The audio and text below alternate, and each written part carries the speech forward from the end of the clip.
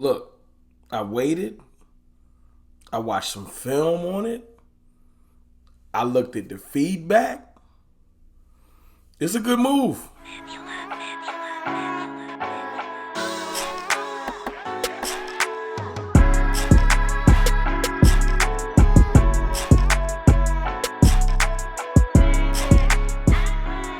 Good people. It's your boy, Mr. Rome, Cowboys fan talk, right back like I never left. What's up with y'all, man? I already know how y'all feeling. If you feeling like me, you excited. The Cowboys finally got it shaking today. Literally, the move went down mid-meeting. I was at work. The move was made. I came out of the meeting. Twitter was doing this Twitter thing. Twitter was twittering. You know what I'm saying? And everybody was excited. Cowboys finally do something that betters the team. Now, listen. I got to keep it funky. A lot of the moves that was made this year, you know, although they weren't flashy, and I'm still hating on the front office because they cheap and lazy sometimes. You know, just because moves work don't mean that you ain't put in the work that we wanted. You know, but there's two things can be true. They can be lackluster moves at the time, and I can give credit now. The front office has done their thing with some of these moves. James Washington didn't work out, but Dante Fowler has. Dante Fowler's been a good player. He has. Kevontae Turpin has been a good player. It is what it is. And then if you roll back into last year, Curse has been a good player. Malik Hooker was a good pickup. Some things have been done. Anthony Barr. It's mixed reviews on Barr. I'm going to hold out hope that veteran part of Barr, and the biggest thing I've heard Micah Parsons literally say that Anthony Barr has helped him with parts of the game. That's worth the price of admission, especially for what we're paying him.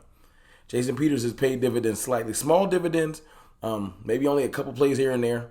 But some of them, look, the front office has done their thing for the most part, man. I'm trying not to be a hater. You know, I still want them to go harder. I ain't saying to go blow all your money like the Chargers did or et cetera, and then it kind of comes back to bite you because people get hurt. You can't really predict that, you know, because sometimes going all in, you get great results. I kind of want a little bit of a balance. Give me one good big free agent. Just one, and I'll be quiet. But anyway, Johnathan Hankins. Johnathan Hankins is exactly what this defense needs. He is a trash can full of dirt. He is a gap filler, a two-man block eater. He's going to eat up that middle, just like Big Quentin Bohanna has been doing. But what I've noticed, and what I've noticed from just hearing the talks today, when Big Bo has to come off the field, we get a little light in the pants. And if it ain't a pass rushing down, and we don't shoot that gap perfectly like Tank Lawrence does. Tank Lawrence is an animal, by the way. Tank an animal. All I hate on Tank be just front because you don't like the Cowboys. He's an animal. But if we can't shoot the gap perfectly and just get past our defender, if it comes to just holding a block and trying to shed it, them dudes that's light in the pants, man, unfortunately, we be getting eaten up in the middle. That's just real, you know. And I hate pride comes before the fall. So if you're too prideful to fix an issue, you usually gonna fall. Take heed of your mistakes and do something. The Cowboys went out and did something. And you know, Stephen Jones ain't gonna do a deal that's it's advantageous for the team. So we go get Hankins. I'll put some tape up on Hankins right now. Hankins is gonna be decent, man. Looking at the tape from him this year, he hasn't been starting, not that I know of, but he's not coming to the Cowboys to start. It's like our defensive line, for the most part, rotates anyway. Only definitive starters is like Micah Parsons and D-Law. Everybody else kind of rotates in and out. Our D tackles, there's no definitive starters. So that whole starter title is pointless to me. It's situational, down and distance, etc. And I feel like he's going to come in, he's going to play 15 to 20 snaps, depending on the game. Like a game like the Chicago game, he might play 30 to 40 snaps. But Bohanna and him in the middle, that's almost 700 pounds. It's like 680 of weight.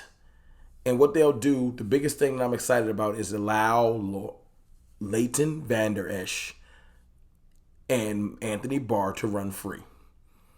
Micah's been rushing. Micah might as well be an edge. He can fall back and do linebacker things, and he's incredible at that. You saw that chase down tackle. You saw the way he played the pass in the Philly game. Micah Parsons still can do everything. Let's not get it twisted. He's still at any given moment the best athlete, the fastest person on the field, most skilled player, one of the most skilled players in the NFL. But anyway, no Micah tangents. LVE is not the best at shedding a block. When he gets to run free, though, he gets it done. Now, I know you can say, well, we just need to get a linebacker that's going to get it done. Damone Clark is coming. He's not there quite yet because he's a rookie. If they give Jabril Cox some tick, he probably will come. Devin Harper. So, if we're not going to allow anybody else to play, let's do what we can to make the players that will play better. Allow them to run free. Get gap fillers. Space eaters. Bohanna, Watkins, and now Hankins. That's our trash cans full of dirt. That's our three-man, heavy-man rotation. The speed rushers will still be Oso Digizua up the middle. D-Law, Tristan Hill. I feel like, and, so I feel like Hankins will work. Hankins will definitely work. He's going to fit right in. They have a plan for him. We also picked up a corner. I think his name is Sheffield. He played for Dan Quinn. He already knows the system. He plays in the slot. He'll fill in where Jordan Lewis was. I think Bland is going to be the starter. Sheffield is going to be the depth unless Bland just falls off a cliff. Knock on wood. I don't see that happening. He's been playing incredible. Great instincts. Better than anybody. Everybody already thought Bland was going to just be a depth piece or special teams. And he's shown that he can play. So I don't see him going the other direction. So Sheffield, we get Hankins. And then you start to think, well, Neville Gallimore was a healthy scratch last week. Mike McCarthy said he's a healthy scratch. So then you start to think, what else is on the docket? And I've been trying my best on Twitter. I was chilling on Twitter today. Nothing too crazy. I ain't feel like doing my normal 1-2 on Twitter. Just kind of paying attention. Sometimes you learn more from just observing than doing all the talking. So that's what I've been doing lately. Just kind of observing. Paying attention to people's moves. Because you learn a lot. And that one little move of them healthy scratching Neville, you bringing back Basham. We have 10 defensive linemen. That's a lot of D linemen. I think 1 to 2 of them might be on the move, maybe package with a pick. We might go get us a receiver. I know 1-to-1 player-to-player swaps is hard to do. Or not hard to do, but don't really happen as often in the NFL. But I really do feel like we might be calling the Jets. Mims or Denzel Mims or Elijah Moore might be on the docket. Now, I've seen some people today saying they really, really want Jerry Judy. And, look, Jerry Judy, a beast. I would take it. Because Jerry Judy would pretty much bring us back it would be Amari Light. Jerry Judy's a route running receiver. And we bring Jerry Judy in. He would definitely fit what we're doing. But I think Jerry Judy might be going to New York. I don't know. Some telling me he's going to the Giants. So, I don't know. I think if we get a receiver. Oh, yeah, and Brandon Cooks. He's supposed to be getting calls. I think Cooks would fit. Maybe he would open up over the top. That speed would help open up some things. Because Cooks can still fly. But I don't know if the Cowboys is looking at receiver. This might just be wishful thinking. Let's just focus on that defensive addition, man. I feel like Hankins, and my boy Big Game James said he wanted Hankins. I haven't even talked about Hankins at a point because I wanted a trash can full of dirt. And until Bohanna grew into one, I was just worried about, do we have enough weight in the middle when it comes to stopping the run? This is the Cowboys observing an issue and directly going out and fixing it.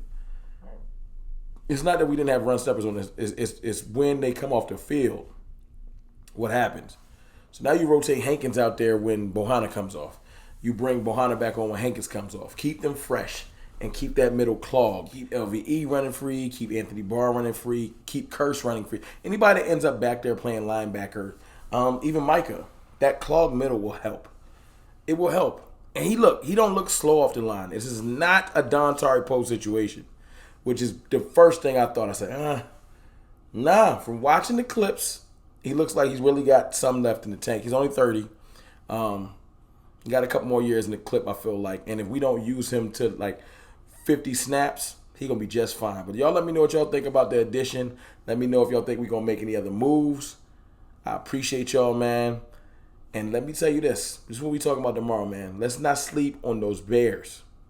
Let's not sleep on the Bears because Matt Eberflus knows this offense. It's your boy, Mr. Wrong. I'll holla.